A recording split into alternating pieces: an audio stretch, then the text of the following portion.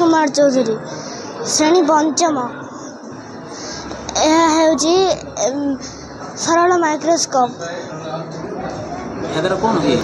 ଏହା ଦ୍ୱାରା ଆମ ଖାଲି ଆଖିକୁ ଦେଖାଯାଉନଥିବା କ୍ଷୁଦ୍ର ଜିନିଷକୁ ଆମେ ଏହା ଦ୍ୱାରା ଅତି ସହଜରେ ଦେଖିପାରିବା। ଏଠାରେ ଲେନ୍ସ ବ୍ୟବହାର କରାଯାଇଥାଏ।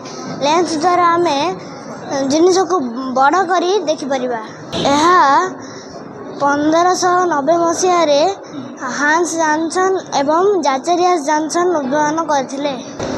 ଏହି ଯନ୍ତ୍ରଗୁଡ଼ିକ ଜୀବବିଜ୍ଞାନ, ବୈଜ୍ଞାନିକ ଗବେଷଣା କେନ୍ଦ୍ର ଓ ଡାକ୍ତରୀ ପରୀକ୍ଷାରେ ଦେଖିବାକୁ ଆମେ ପାଇବା।